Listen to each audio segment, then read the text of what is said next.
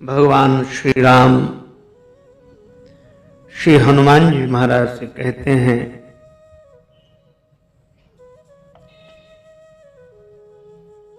वह मेरा अनन्य सेवक है जिसकी बुद्धि में ऐसा अविचल निश्चय है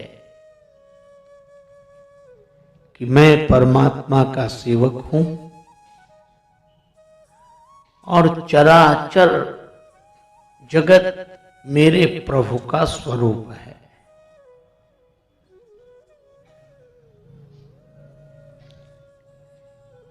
भिन्न भिन्न दृष्टिकोण से कही गई बात भी भिन्न भिन्न प्रतीत होती है, पर वह अलग अलग होती नहीं है। धर्म की दृष्टि है, भक्ति की दृष्टि है और ज्ञान की दृष्टि है। धर्म कहता है सब कुछ परमात्मा का है, धर्म की दृष्टि है सब कुछ परमात्मा का है। भक्ति कहती है सब में परमात्मा है, और ज्ञान कहता है सब परमात्मा है। अब बात तीन तरह की हुई, पर बात एक ही है। धर्म कहता है कि सब कुछ परमात्मा का है, भक्ति कहती है सब में परमात्मा है, ज्ञान कहता है सब परमात्मा है।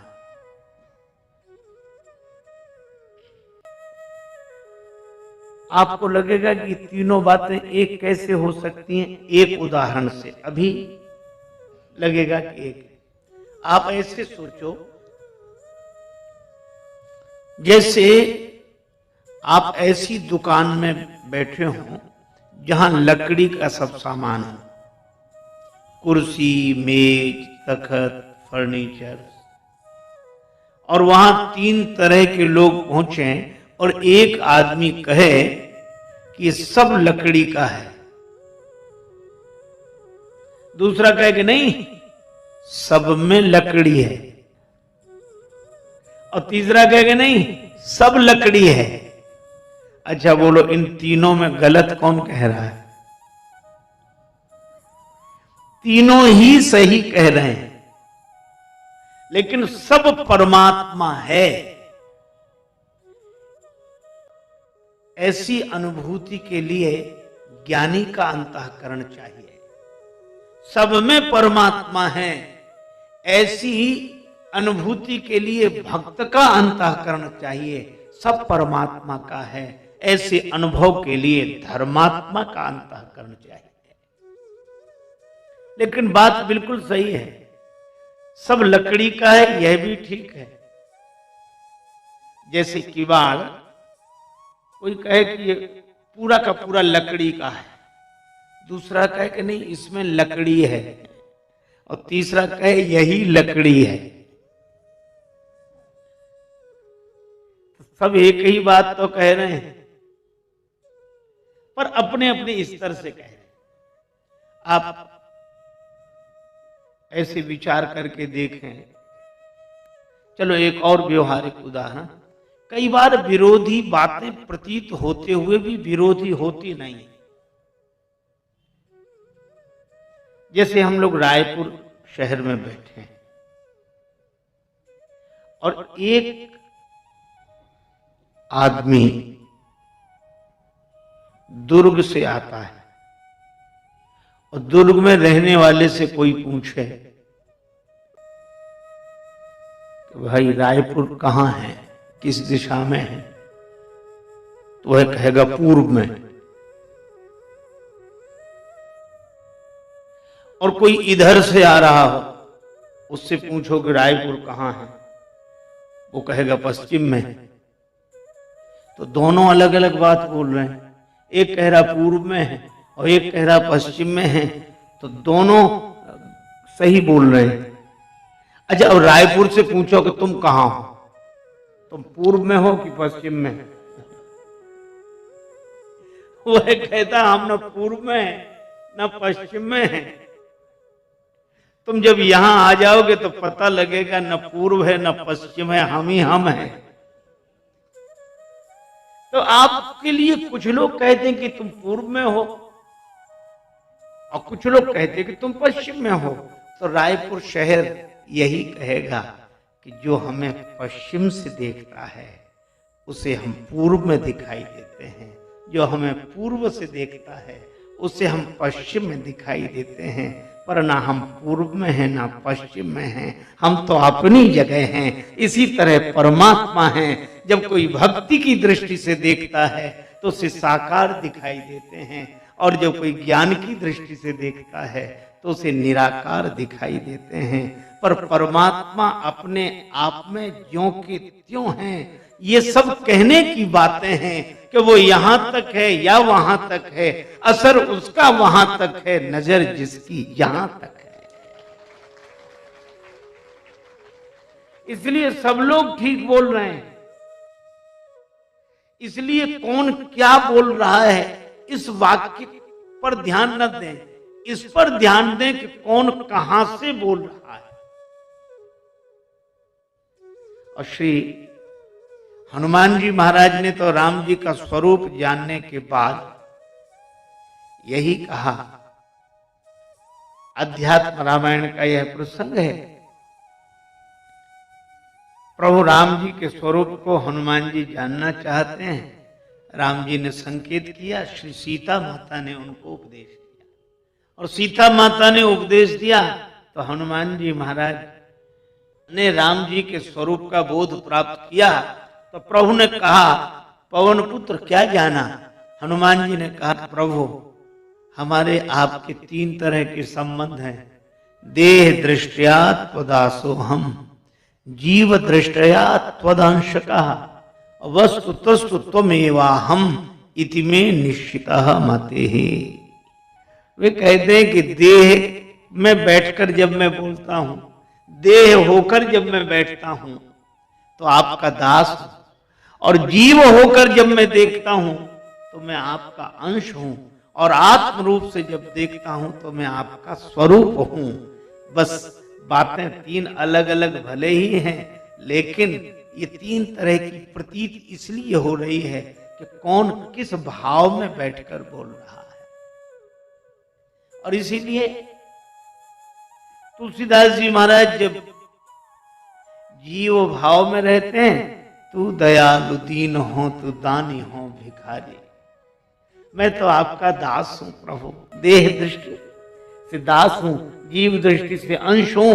और भगवान शंकराचार्य जी भी भक्ति परक ऐसे स्तोत्र लिखते हैं, पर वो देह भाव में, वो जीव भाव में। और जब वे आत्म भाव में होते हैं तो वे ही कहते हैं मनोबुद्धि अहंकार चित्तानि नाहम, और अंत में कहते हैं चिदानंद रूप शिवोहम शिवोहम। तो इसमें अंतःकरण की बनावट पर निर्भर करता है। और इसीलिए एक गंभीर बात है, संत जन कहते हैं कि किसी भी प्राणी पदार्थ की प्राप्ति भले ही अप्राप्त की प्राप्ति हो, परंतु परमात्मा की प्राप्ति प्राप्त की प्राप्ति है। परमात्मा की प्राप्ति प्राप्त की प्राप्ति है। अच्छा ऐसे देखो, आप बेचैन हो अपना चेहरा देखने के लिए तो दर्पण चाहिए, और दर्पण साफ सुथरा चाहिए। तो आप विचार करें, जैसे ही आप दर्पण में चेहरा देखते हैं तो कहते अब मिल गया, तो देखने को मिल गया, पर मिला हुआ पहले से ही था कि नहीं?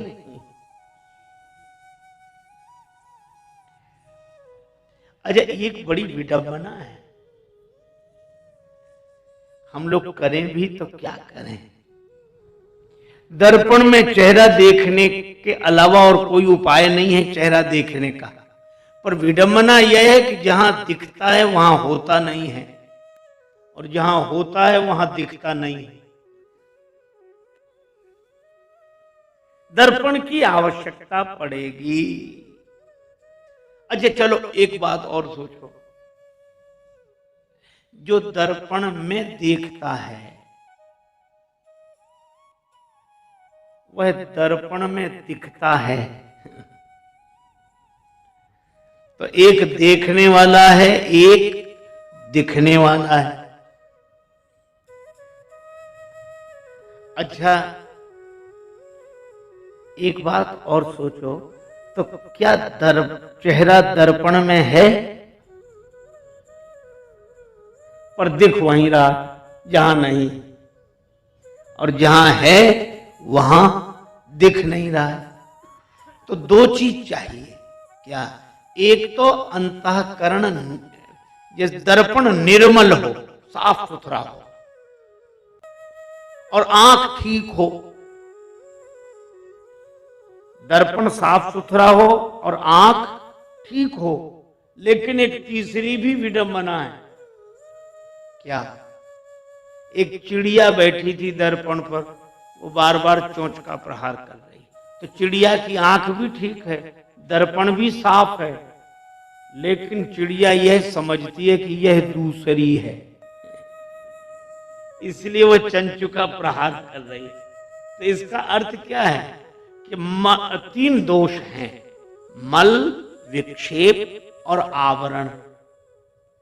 तो मल की निवृत्ति हो गई, विक्षेप की निवृत्ति हो गई, पर अगर आवरण रह जाए तो भी यह भ्रम बना रहता है, देखते हुए भी नहीं दिखता कि यह मैं ही हूं। अब यही अंतःकरण की निर्मलता है। अंतःकरण में दोष है, मल का दोष है, विक्षेप का दोष है। मल कहते हैं असत कुसंग बस किए गए असत कर्मों का संचित संस्कार, बार बार उधर ले जाता है, इसलिए उसको पाप कहते हैं। पाप की प्रवृत्ति होती है उधर। भगवान कहते हैं पापवंत कर सहज सुभाऊ, पापवंत कर सहज सुभाऊ, भजन मोर ते ही भावना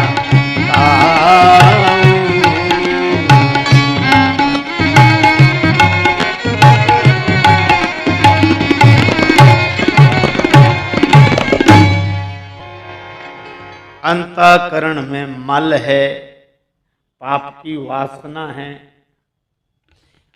आप कहेंगे पाप की वासना, ऐसे समझ लो जैसे किसी को बुखार आ जाए और आकर चला जाए, तो बुखार तो चला गया, पर बुखार जाते जाते जो मुख खराब कर गया है, जो मुंह में कड़वाहट है, तो अभी भी मीठी चीज मीठी नहीं लगती, तो बुखार तो उतर गया, लेकिन उसका ये संस्कार।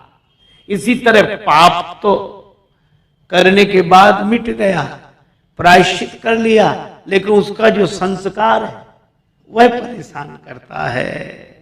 जैसे किसी कटोरी में प्याज रखे कोई, और कटोरी में से प्याज हटा ले, तो प्याज तो हट गई, पर उसकी जो गंध है वह बनी रहती है। इसी तरह पाप उतना परेशान नहीं करता जितनी पाप के कारण शेष रह जाने वाली वासना परेशान करती है, संस्कार।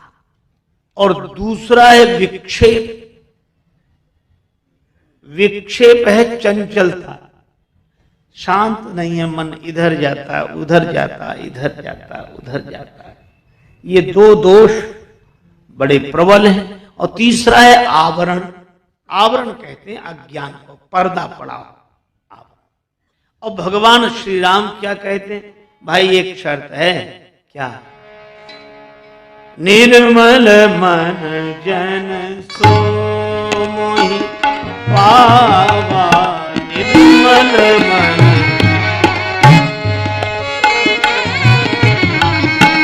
निर्मल मन जन सो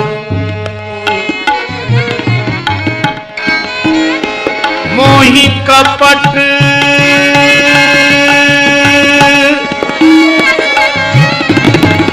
छल छिद्र न भावा, भावा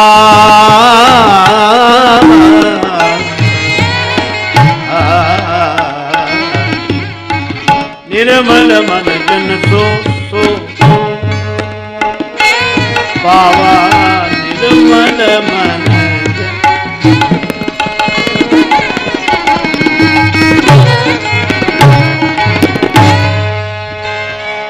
भगवान कहते हैं जिसका मन निर्मल हो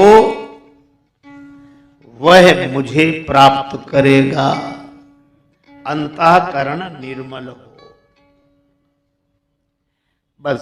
तो मूल बात यह है कि परमात्मा तो प्राप्त है, पर अंतःकरण की निर्मलता के बिना उसका अनुभव नहीं होता, उसका दर्शन नहीं होता। जैसे चेहरा तो है, पर साफ सुथरा दर्पण मिले बिना चेहरे का दर्शन नहीं होता। चेहरा आता जाता नहीं है, पर दर्पण के बिना दिखाई नहीं पड़ता, और दर्पण निर्मल होना चाहिए। बस यही बात है। तो बुद्धि है दर्पण, ये बुद्धि हो निर्मल और आंख हो श्रद्धा की, श्रद्धावान लभते ज्ञानम। लेकिन यह हो कैसे? अंतःकरण निर्मल हो कैसे? इसके लिए बहुत से उपाय बताए गए। मन निर्मल करने का यह उपाय, यह उपाय, यह। पर इस युग में भगवान श्री राम कृष्ण देव का संदेश है कि अंतःकरण की शुद्धि प्राप्त करने के लिए, अंतःकरण की निर्मलता प्राप्त करने के लिए इस युग में सेवा ही सर्वोत्तम साधन है। परमात्म भाव से, शिव ज्ञान से जीव सेवा करने से ही अंतःकरण की पवित्रता प्राप्त होती है। और देखो, मैं आपसे निवेदन करूं, परमात्मा को प्राप्त नहीं करना है, अंतःकरण की निर्मलता प्राप्त करना है। परमात्मा तो प्राप्त है ही, चेहरे को प्राप्त नहीं करना। चेहरा तो मिला ही हुआ है। अच्छा, चेहरा कब से मिला? जब से आप हैं तब से। ऐसा तो नहीं है कि आप पहले आ गए हो, चेहरा बाद में आया हो, और रहेगा जब तक आप हैं तब तक। अरे आपके साथ ही है, सदा साथ है। तो जैसे चेहरा सदा साथ है पर दर्पण के बिना दिखता नहीं है, इसी तरह परमात्मा सदा साथ है पर मन की निर्मलता के बिना दिखता नहीं है। इतनी सी बात है। और जब से हम हैं तब से चेहरा, जब से हम हैं तब से परमात्मा संग है, प्रभु संग है। ये बात अलग है कि बातों में भी हम बातें सुन लेते, समझ लेते, लगता है कि दिखने लगा। यह और बीमारी है। किसी को न दिखे तब तो ठीक है, लेकिन एक बात आप सोचना जरा ध्यान से कि एक आदमी तो वो है जिसने अपना चेहरा आज तक देखा ही नहीं, और दूसरा वो है जिसने दर्पण में देख लिया है अपना चेहरा, है ना। तो श्रेष्ठ कौन माना जाएगा? जिसने देख लिया है। लेकिन एक समस्या है। क्या? दर्पण में देखने वाले ने एक भूल कर दी। क्या? उसने दर्पण में दिखने वाले चेहरे को ही सही मान लिया कि यही है, यही है। तो इससे तो वही अच्छा था जिसने नहीं देखा, क्योंकि यह तो गलत को सही मान रहा है, यह ज्ञान के नाम पर अज्ञान लिए घूम रहा। अरे बुद्धि में जैसे दर्पण में दिखा हुआ चेहरा दर्पण में प्राप्त नहीं होता, इसी तरह बुद्धि में दिखा हुआ परमात्मा बुद्धि में नहीं मिलता। वह तो बुद्धि से परे है और उसकी प्राप्ति तो अंतःकरण की निर्मलता में होती है, और निर्मलता की प्राप्ति सेवा से होती है। यह उपाय है। और हम लोग न सेवा करें, न कुछ करें, न साधना करें, न बस बातें करें। एक गुरु जी का एक चेला था, तो गुरु जी ने समझाया कि बेटा तुम भी ब्रह्म, यह भी था। तो गुरु जी ने समझाया कि बेटा तुम भी ब्रह्म, यह भी ब्रह्म, सब सर्वम खलविदम ब्रह्म। तो गुरु जी ने ठीक समझाया। बेटे ने, चेले ने सोचा कि समझ गए। कुछ चेले होते ही समझने के बाद उन्हें गुरु जी ना समझ लगने लगते। कहते अब गुरु जी क्या जरूरत, मौका लगे तो गुरु जी को ही समझा दें, और जहां जाए वो इसके अलावा कोई बात ना करे। मैं भी ब्रह्म, तुम भी ब्रह्म, सब सब ब्रह्म।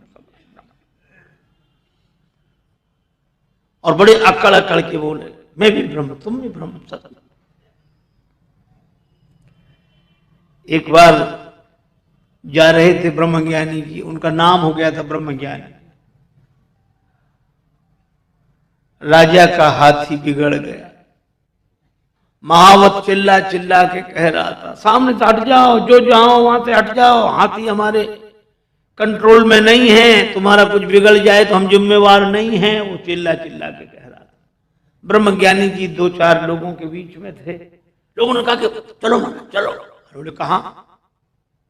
आना जाना कहां? सब जगह ब्रह्म। अरे महाराज, वो महावत कह रहा है चिल्ला चिल्ला के, हाथी। इतने दिन हो गए सत्संग करते, अभी भी तुम्हें हाथी में ब्रह्म नहीं दिखाई दे रहा। तुम्हारी दृष्टि में हाथी है, तुम जाओ, हमारी दृष्टि में तो ब्रह्म है। हम भी ब्रह्म, हाथी भी ब्रह्म। ब्रह्म दो है नहीं, तो जब दो है नहीं तो ब्रह्म ब्रह्म को मारेगा कैसे, मिटाएगा कैसे? लोगों ने कहा कि महाराज बाद में करना है प्रवचन, अभी चलाओ, ये व्याख्यान बाद में करना। बोले नहीं, हम कोई कमजोर ज्ञान की, सच्चे ज्ञान। खड़ा रहा, सब तो भाग गए, वही खड़ा अकड़ा। हाथी आया, महावत फिर चिल्लाया, हट जा। वो ना, मैं हटू। हाथी आया, सूंड में लपेटा उसने ब्रह्मज्ञानी जी को, ऐसे दूर फेंका। वो तो गुरु जी की कृपा थी, सो बच गए। हाथी ने पांव ही नहीं रखा छाती पर, दूर गिरे, हड्डियां दो चार टूटी। गुरु जी को पता लगा तो देखने गए कि बेटा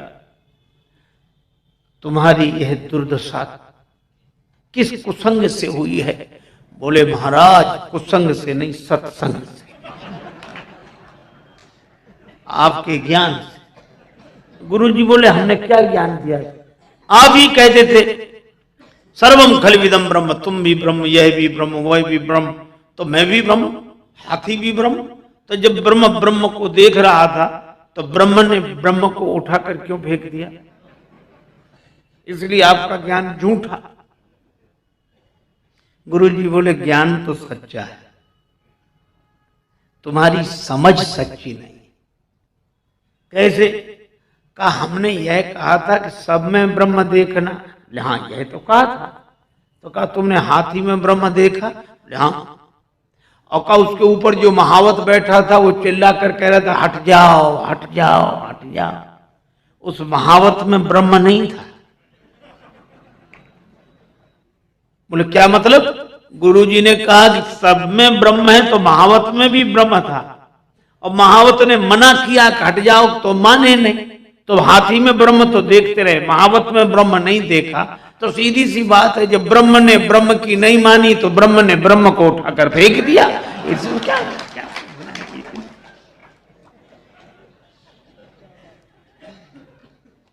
अरे इससे तो नहीं देखते तो अच्छा था। इसीलिए कबीरदास जी कहते हैं, कहे कबीर में पूरा पाया।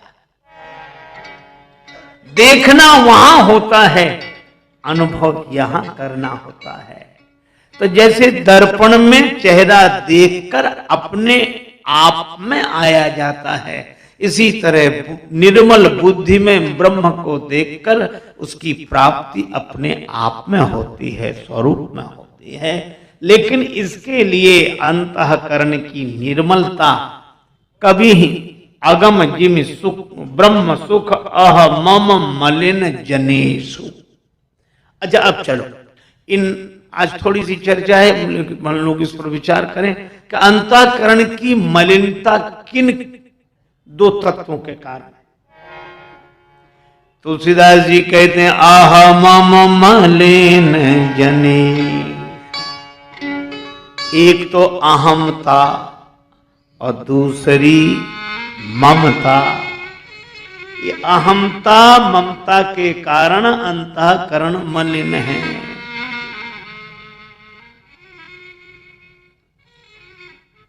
ये मिटे कैसे? कितनी सुंदर बात कही गई। न अहमता न ममता। अहमता कब मिटेगी?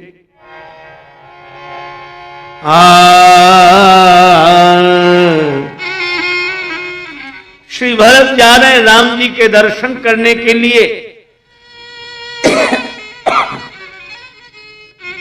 सभी लोग सवारियों में बैठकर जा रहे हैं। श्री भरत सानुज भरत पया दही जाही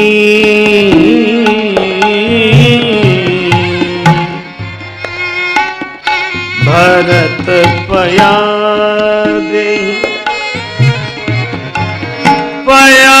दही जाही भरत पया। सानुज भरत पया। सब सवारियों में बैठकर जा रहे हैं। भरत जी पैदल पैदल जा रहे हैं। कोतल संग जाहि टुरी आए। एक ने कहा, सेवक ने, घोड़े पर बैठे पैदल न चलें। और जैसे ही यह कहा, भरत जी आप पैदल न चलें, घोड़े पर बैठकर चलें। आंखों में आंसू भर आए श्री भरत जी के। यह वही मार्ग है, राम पया देही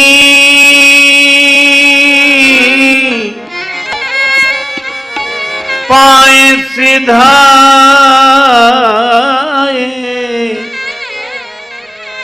हम कहाँ रथ गज बाजी बनाए।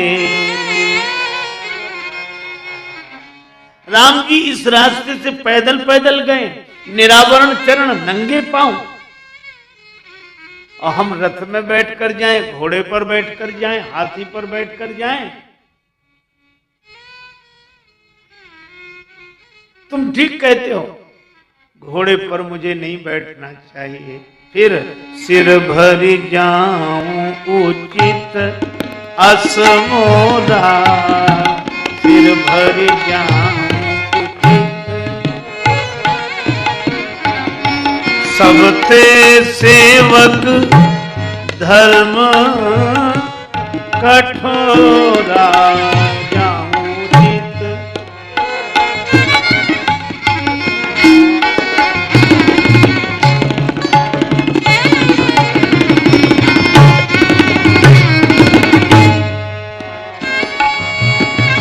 सिर भर जाऊं उचित उचित उचित।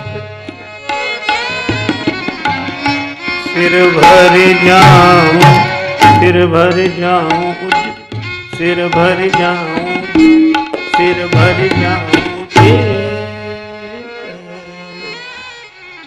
श्री भरत जी कहते हैं, मुझे सिर के बल चलकर जाना चाहिए। बैठ अश्व पर जाऊं मैं, पैदल के रघुनाथ जहां स्वामी के पग परे ता सेवक को मात। अब ये देखो, भरत जी में अहंकार है क्या? अहमता है क्या? कब चली गई अहमता? जैसे ही यह निश्चय हुआ मैं सेवक, जैसे ही हमारे मन में सेवक होने की वृत्ति आएगी तो अहंकार सहज गलने लगेगा। निरभिमानता हमें सेवक बनाती है, अहंकार हमें मालिक बनाता है। इसलिए अहंकार की मांग मालिक होने की है और निरभिमानता की मांग सेवक होने की है। वैसे ही अहमता नहीं मिटने वाली, पर सेवक होते ही। लेकिन मैं फिर एक आपसे निवेदन कर दूं, सेवक बनना अलग बात है, सेवक होना अलग बात है। हम सेवक बने हैं कि हैं? ऐसे सब कहते हम आपके सेवक, हम आपके सेवक, आपकी सेवा के लिए। एक सज्जन थे, उनको अपने को दास कहने की आदत पड़ गई थी, पर वो आदत थी, हार्दिकता नहीं थी। वो अपने को दास समझते ही नहीं थे, लेकिन कहते दास ही थे। सच्ची घटना है। तो जब वो बोलते तो ऐसे ही बोलते, हुजूर गरीब परवर, पुराने आदमी, हुजूर गरीब परवर दास हाजिर है। कहिए दास क्या सेवा करे? हुजूर गरीब परवर दास हाजिर है। लोग कहते भाई बड़े विनम्र हैं, पर उनको आदत पड़ी हुई थी। एक दिन उनके किसी बड़े अधिकारी से उनका झगड़ा हो गया, जहां वो नौकरी करते थे। झगड़ा हो गया तो क्रोध आ गया इनको भी, तो क्रोध में भी अपने को दास कहते थे। कहते आप दास को समझते क्या है? और बड़े गुस्से में बोले दास को साधारण मत समझिए, हुजूर गरीब पर्वत, दास आपकी हड्डी तोड़ सकता है। तो वो अधिकारी कहने लगा कि तुम हुजूर कहते हो और हड्डी तोड़ते हो और अपने को दास कहते हो, तुम दास होकर हड्डी तोड़ोगे हुजूर? और गरीब परवर कहेंगे तो क्या बोला? हड्डी? हुजूर समझ लीजिए, दास आपकी जान ले सकता है, हड्डी सिर फोड़ सकता। बोलो, अब उसको आदत पड़ी थी कि हम दास हैं कहने की।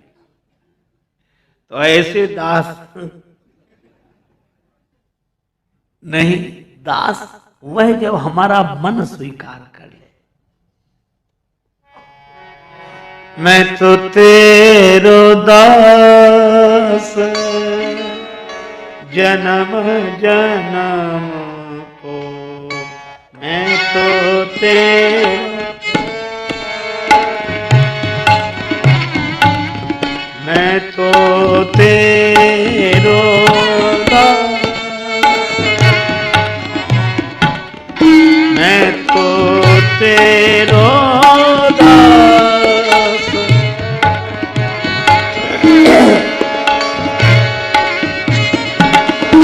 दास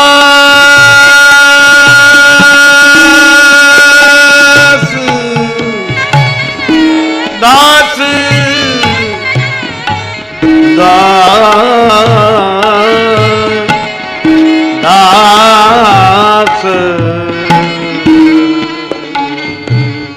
तेरो दास जन्म जन्म को, मैं तो तेरो दास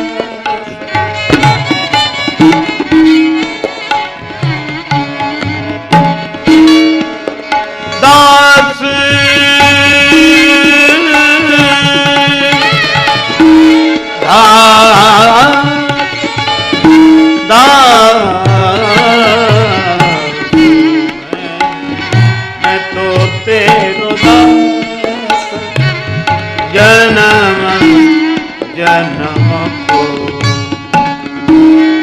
तेरो दास तेरो दास तेरो दास।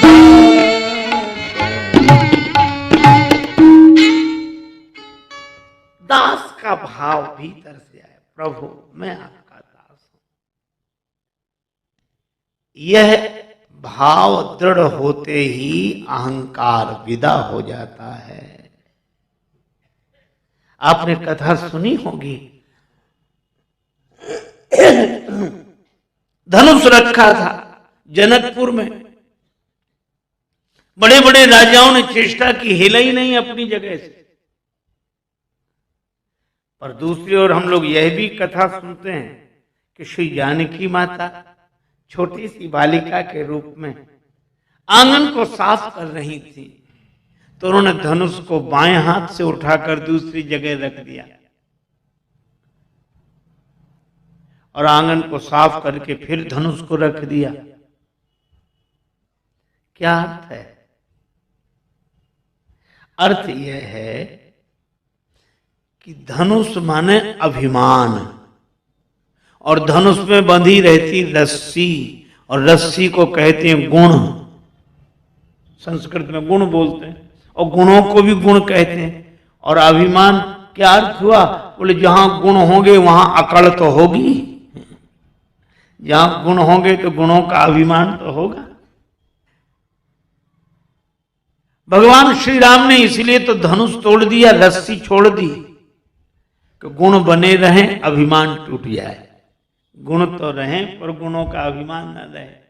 लेकिन यह प्राय आपने इस भाव को श्रवण किया होगा, लेकिन दूसरे तरह से सोचें कि इस अभिमान को बड़े से बड़े राजा अपनी जगह से, राजा माने साधन, अनेक तरह के साधन करो, लाख कोशिश करो, यह अभिमान अपनी जगह से हिलता नहीं और बढ़ता है, हिलता नहीं। लेकिन श्री सीता जी ने बाएं हाथ से उठा के दूसरी जगह रख दिया। इसका अर्थ यह है कि जिस अभिमान को बड़े से बड़े साधन अपनी जगह से हटा नहीं पाते हैं, उस अभिमान को अपनी जगह से हटा देना भक्ति के बाएं हाथ का खेल है। बाएं हाथ से नहीं जाता अभिमान, लेकिन कोई दास भाव स्वीकार कर ले हार्दिकता से, तो अभिमान विदा हो जाता है। लेकिन एक बात मैं आपसे और कहूं, थोड़ी सी बारीक बात है, दास होने का भी तो अभिमान होगा, तो गांठ तो बनी ही रही। दास होने का अभिमान देखो, श्री सीता जी ने धनुष तोड़ा नहीं ना, उसकी जगह बदल दी और आंगन साफ करके फिर धनुष को रख दिया। बस मैं भी आपसे यही कह रहा हूं कि यह जो सेवा है, सेवा योग, जिसकी भक्ति के स्वरूप में हम लोग चर्चा कर सकते हैं, ये भक्ति अभिमान को तोड़ती नहीं है, अभिमान की जगह बदल देती है। जो अभिमान तन से जुड़ा था, जो अभिमान मन से जुड़ा था, जो अभिमान धन से जुड़ा था, वह अभिमान रघुनंदन से जुड़ जाए, बस यही भक्ति की सार्थकता है। हमारा अहम आकार ग्रहण करे, पर अभी जगत से जुड़कर अहम ने आकार ग्रहण किया था, अब भगवान से जुड़कर आकार ग्रहण कर ले। हम जगत के जाने क्या क्या बने, रेमन प्रेम प्याला पीले, जग का बन के जिया बहुत, अब प्रभु राम का बन के जी ले। श्री बिंदु जी महाराज ने लिखा, दशा मुझ दीन की भगवन संभालोगे तो क्या होगा, अगर चरणों की सेवा में लगा लोगे तो क्या होगा। इसी पद्य में वे कहते हैं, यहां सब मुझसे कहते हैं तू मेरा है, तू मेरा है, मैं किसका हूं, ये झगड़ा तुम मिटा दोगे तो क्या होगा। हम हैं भगवान के हैं, हम भगवान के और भगवान हमारे, तो अभिमान तो रहा, लेकिन जगत का अभिमान, जगत से जुड़ा अभिमान व्यक्ति को बांधता है, पर भगवान से जुड़ा हुआ अभिमान व्यक्ति को मुक्त कर देता है, धन्य कर देता है। इसीलिए का अगर अभिमान भी हो तो भगवान के दास होने का हो। साहिब सीतानाथ सो सेवक तुलसीदास।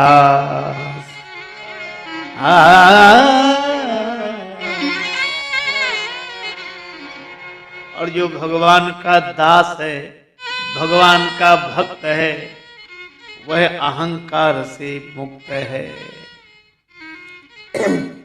श्री सुतीक्षण जी ने भी तो भगवान से यही कहा कि प्रभु मैं एक ही वरदान मांगता हूं। क्या?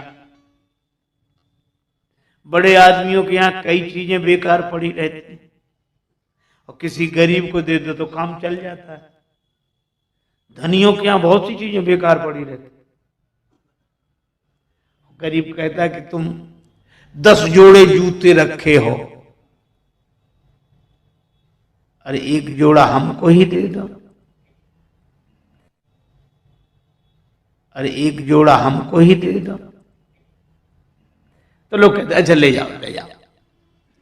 भगवान से सुतीक्षण जी ने कहा कि आपसे तो बड़ा कोई होगा नहीं, आपके यहां भी एक चीज पड़ी है बेकार, प्रयोग करते नहीं हो, हमें दे दो। भगवान बोले कौन सी चीज हमारे यहां बेकार पड़ी है? सुतीक्षण जी ने कहा कि प्रभु आप अभिमान का प्रयोग तो करते नहीं हो, तो ये अभिमान बेकार ही पड़ा है, तो हमें दे दो, यही प्रार्थना कर रहे हैं। भगवान ने मुस्कुरा कर कहा कि वो तो ठीक है, लेकिन चीज उसे दी जाती जिसके पास ना हो, तो तुम्हारे पास अभिमान नहीं है जो हम दें। सुतीक्षण जी ने कहा यही तो रोना है कि हमारे पास हमारा अभिमान है और हम चाहते हैं कि जीवन हमारा हो और हमारे जीवन में अभिमान तुम्हारा हो। अस अभिमान जाए जनि भोरे, मैं सेवक रघुपति पति मोरे, मैं सेवक रघुपति।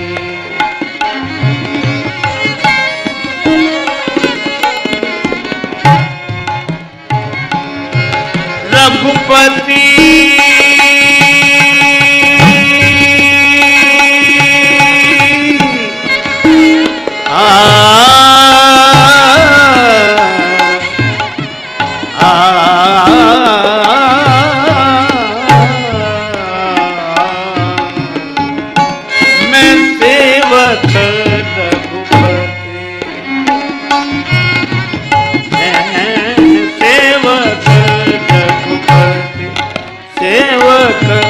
रघुपति सेवक रघुपति।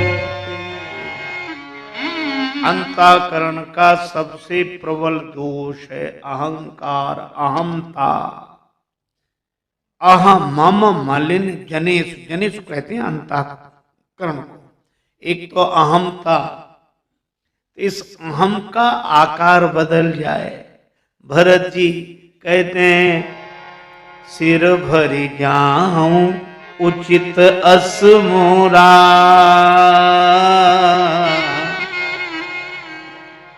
सब ते सेवक धर्म कठोरा। मैं राम जी का सेवक हूं, मैं राम जी का दास हूं। ऐसे भाव को हार्दिकता से जब कोई अपने जीवन में उतार लेता है तो अहमता से मुक्ति मिलने शुरू हो जाती है, मुक्ति। लेकिन अब फिर प्रश्न एक है, क्या हम भगवान के सेवक हैं? ये अहमता आई तो फिर पता लगाओ कि भगवान कहां है। भाई सेवा करने भी तो हम लोग वहीं जाएंगे जहां होंगे।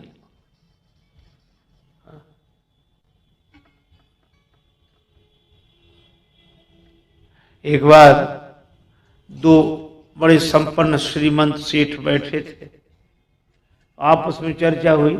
एक बोला हमारा नौकर बड़ा मूर्ख है, दूसरा बोला हमारे नौकर से ज्यादा मूर्ख नहीं हो सकता। तो पहले वाला बोला नमूना देखोगे? उसने अरे इधर आओ, बुलाया, 10 रुपए दिए, जाओ बाजार से टेलीविजन ले आओ 10 रुपए में। और वो 10 रुपए लेके चला गया टेलीविजन ले। उसने अपने मित्र का देखा इसका, ये 10 रुपए में टेलीविजन लेने जा रहा। दूसरा बोला कि अब हमें अपने नौकर का नमूना दिखाने का अवसर दो। हाँ, उसने अपने नौकर बोला इधर आओ। हाँ कहिए साहब। तुम ऐसा करो, ऑफिस को तुमने देखा है? हाँ देखा। ऑफिस में चले जाओ। हाँ तो वहां जाकर ये देखो कि हम वहां हैं कि नहीं। और दूसरा भी चला गया। मालिक दोनों हंस रहे थे कि कैसे मूर्ख है, लेकिन ये मूर्ख की पहचान जो अपने को मूर्ख समझे, जिसे अपनी मूर्खता ही समझ में ना आए, वो दोनों मिल गए वहां। नौकर मिले तो कहने लगे हमारा मालिक बड़ा मूर्ख है। क्यों? कह रहा था 10 रुपए में टेलीविजन ले आओ। टेलीविजन तो हम 4 ले जाते, पर उससे ये तो सोचना चाहिए था आज इतवार है, बाजार बंद है। बोलो। और दूसरा क्या कहता है? हमारा मालिक और ना समझ हमसे कहता तो ऑफिस में जाके देखो कि हम वहां हैं कि नहीं। हमको भेजने की क्या जरूरत थी? फोन नहीं कर सकता था?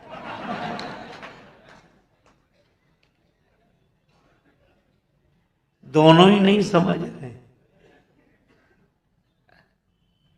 सबसे बड़ी नासमझी हमारी यही है कि भगवान के हम भक्त बनते हैं, भगवान के हम सेवक बनते हैं, लेकिन भगवान कहां है उस असीम को भी ससीम कर लेते हैं। असीम को भी ससीम, ये भगवान यहां है, इतने ही हैं। पर तुलसीदास जी कहते हैं अगर भगवान के भक्त हो तो सिया राम मैं सब जग ज्ञानी, सिया राम मैं सब जग ज्ञानी, करऊं प्रणाम जोरे जुग पानी, करऊं प्रणाम।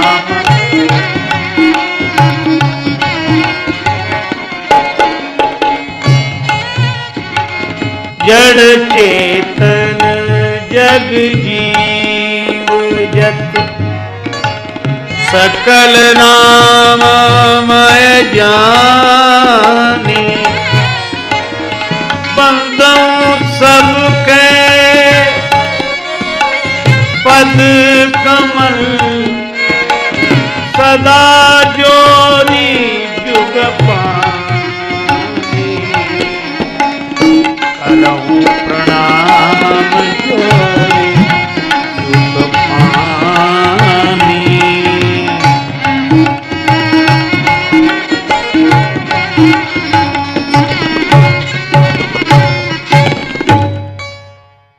अब देखो, मैं भगवान का भक्त हूं, मैं भगवान का सेवक हूं, मैं भगवान का दास हूं, और मेरे भगवान मंदिर में हैं। और मंदिर में ही नहीं, मन के अंदर भी हैं। और वे ही भगवान हर एक प्राणी के मन में विराजमान हैं, सर्वत्र हैं। सिया राम मैं सब जग जानी। अच्छा, सब जग सुनो, मुश्किल यही है, हम कहते थे सब जग जाने, लेकिन जो सब में देखना शुरू करते वे मंदिर में नहीं जाते। वे क्या कहते, मंदिर जाने की क्या जरूरत, भगवान कहाँ नहीं है, सब यहाँ है। अच्छा, इनसे पूछो कि सब जगह है तो केवल मंदिर में ही नहीं है। अजीब बात। वो समझते कि मंदिर में जाना प्राइमरी क्लास वालों का काम है, शुरुआत के लिए ठीक है, वो लोग जाते हैं, हाँ ठीक है, करो करो करो करो। हमें तो मिल गया, कहाँ मिल गया? यही मिल गया, बड़ा अच्छा है, यहां मिल गया, सब मिल गया। तो सबसे मंदिर अलग है। अद्भुत बात है कि सब में स्वीकार करने वाले मंदिर में पूरी हार्दिकता से नहीं जाते, और जो मंदिर में जाते हो बाहर स्वीकार नहीं करते कि भगवान बाहर भी हो सकते हैं। लेकिन सही बात यह है कि हमारे संत जन सदग्रंथ सब बार बार यह कह रहे हैं, सर्वम ईशावास्यमिदं सर्वम इदम सर्वम ईशावास, सब जगह। पर हम वैसे ही ब्रह्मज्ञानी हैं कि हमें हाथी में ब्रह्म दिखता, महावत में नहीं दिखता। इसलिए भाई जो भगवान का सेवक होगा, वह मंदिर में भी उतनी ही हार्दिकता से जाएगा, लेकिन सेवा करने के लिए समाज में भी उतनी ही हार्दिकता से जाएगा। हे भगवान, सब जगह आप हैं, सब रूपों में आप हैं, और मैं आपसे कहता हूं, एक घटना सुनाऊं, सच्ची घटना है। किसी गांव में, गांव से बाहर एक मंदिर था, भगवान श्री कृष्ण का मंदिर था। गांव से बाहर होने के कारण वहां के ठाकुर का नाम था विपिन बिहारी। ठाकुर विपिन बिहारी, वन में मंदिर होने से विपिन बिहारी। वहां एक पुजारी जी थे और उनकी सहधर्मणी का नाम सुमति कुमारी। पुजारी जी सपत्नीक मंदिर में रहते। गांव के लोग समय समय पर पूजा आरती में सम्मिलित होते, मंदिर में प्रणाम करके आते। यह नियम नित्य का था। बरसात के दिन थे, जो मंदिर के पास में थोड़ी दूर पर नदी थी, छोटी सी नदी थी, पर वर्षा में उसमें भी जल पूरे वेग के साथ बहता। नदी के उस पार वन प्रांत में एकांत में एक विरक्त संत वयोवृद्ध कुटिया बनाकर निवास करते थे। कभी कभी वो भी मंदिर में भगवान का दर्शन करने आते थे, व्रत थे। एक दिन की घटना, सायंकाल पुजारी जी भगवान की आरती कर रहे थे। बस शुरू नहीं हुई थी, बस आरती ऐसे उठाई ही थी। इतने में एक आदमी दौड़ा दौड़ा आया, पुजारी जी पुजारी जी। वो महात्मा जी आ रहे थे मंदिर में दर्शन करने के लिए। वो बरसात के कारण जो मिट्टी का पुल बना हुआ था उसमें गड्ढा हो गया है, और वो गड्ढे में गिर गए, निकल नहीं पा रहे। पुजारी जी ने जो सुना, आरती वहीं रख दी, पूजा छोड़ दी, मंदिर से बाहर आ गए। लोगों ने कहा कैसे पागल आदमी, अरे उनको निकाल लेते बाद में। अभी ये क्या तमाशा, ये बड़ा पागल आदमी है। और ये पर पुजारी ने नहीं सुनी किसी, चला गया। महात्मा जी को निकाला। उनको सेवा की आवश्यकता थी। वयोवृद्ध, जगह जगह शरीर छिल गया था गड्ढे में गिरने से, कीचड़ में कपड़े हो गए थे। अपने कंधे पर बिठा कर ले आए, उनको स्नान कराया, कपड़े नए पहनने को लिए दिए, सेवा करके उनको व्यवस्थित किया। भक्त लोग तो नाराज होके चले गए, काहे का पुजारी, ऐसे ही होते हैं पुजारी, ये देखो। पर पुजारी ने कोई परवाह नहीं की। अब उसने आरती उठाई, भगवान की आरती की, भोग लगाया, शयन कराया, संत की सेवा की। संत बड़े प्रसन्न हुए। पुजारी जी अब मैं जा रहा हूं, शरद पूर्णिमा के दिन फिर आऊंगा। संत जी तो चले गए। शरद पूर्णिमा के एक दिन पहले पुजारी जी ने अपनी पत्नी सुमति कुमारी से कहा कि नदी के मिट्टी के कच्चे पुल पर जो गड्ढा हो गया है उसको हम लोग मिट्टी से पूर दें तो संत आएंगे, फिर उनको कोई कठिनाई ना हो और किसी और को भी कठिनाई ना हो। लेकिन एक बात है, क्या ये सेवा हम स्वयं करेंगे, हम तुम मिलकर करेंगे। सेवा से ही सर्वेश्वर की प्राप्ति होती है। संत की सेवा, वृद्ध की सेवा, चल गए। अब पुजारी जी ने तो कुदाल ली तो मिट्टी खोदने लगे। सुमति कुमारी ने टोकनी सिर पर रखी। 2 टोकनी थी, एक सिर पर रखकर सुमति कुमारी लेकर जाती, गड्ढे में मिट्टी डालती, तब तक दूसरी टोकनी में पुजारी जी मिट्टी भर देते। ये खाली टोकनी रखती, फिर सिर पर रखकर भरी टोकनी लाकर मिट्टी डालती। पुजारी जी भगवान का कीर्तन भी करते जाते थे, नाम भगवान का नाम लेते और सेवा, भगवान की सेवा हो रही है, भगवान की सेवा हो रही है। पत्नी से बोले तुम भी कीर्तन करो। पत्नी भी कीर्तन करती जाती। तनसों करत काम और मनसों, तनसों सात दुख मनसों करत काम, मुखसों जपत नाम श्याम यदुवीर को। भगवान का नाम ले रही है, मिट्टी सिर पे टोकरी रखकर गड्ढे में डालने जा रही है। और यह क्रम चल ही रहा था, तब तक देखा क्या, दूर से एक बालक आया। देखो विनीत शीघ्र सती को सहायक बन, बन से सिधायो एक बालक अहीर को। एक ग्वाला आया और ग्वाला मुस्कुराया,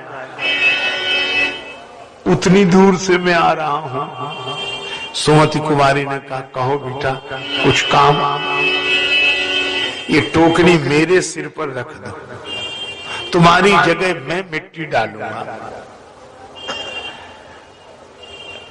लेकिन एक बात याद रखना, टोकनी उठाई ठानी काम की न डोल्यो कहूं, बानी मधुर बोल्यो हरैया पर पीर को। और यही कहा मैया घर जाओ,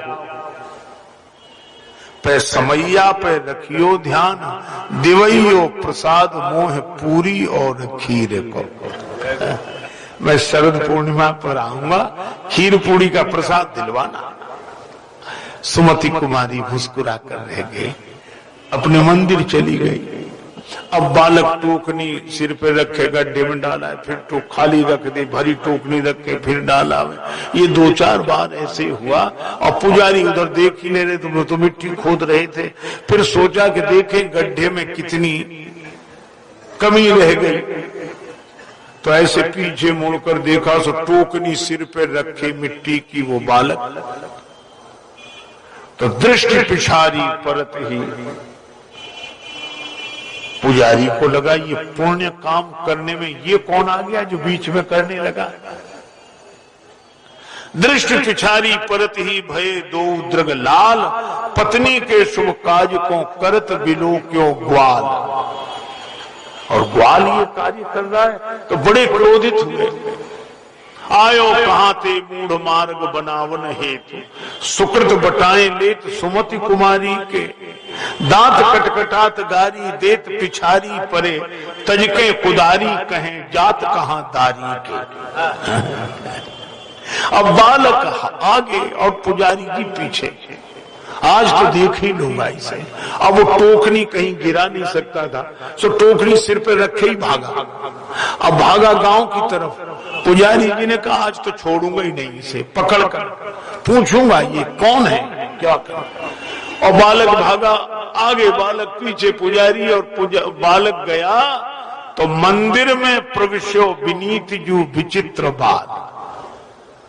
मंदिर में प्रवेश कर गया। मंदिर में प्रवेशो विनीत जू विचित्र बाल, देख के चरित्र चक्षु चकित पुजारी के।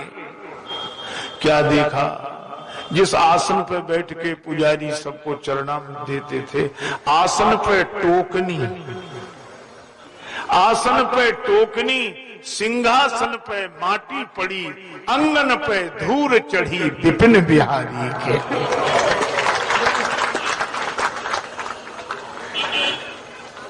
पुजारी रोने लगे, हाथ जोड़कर प्रार्थना की, रोते हुए कहा, ऐसा चरित्र सुना नहीं देखा। उदय हो गई आज पतित की, कौन पाप की रेखा। मंदिर से आवाज आई, पाप नहीं पूर्व पुण्य जागा तुम दो ही ते, भक्ति सफल सातवीं तो ही ते, बन विनीत सेवा में मोहिते, अधिक संत करी लेखा, ऐसा चरित्र सुना नहीं देखा। इसलिए भगवान से अधिक संत की महिमा। भगवान कहते सब में मुझे देखो, मुझ में सबको देखो, पर मुझसे अधिक संत को समझो।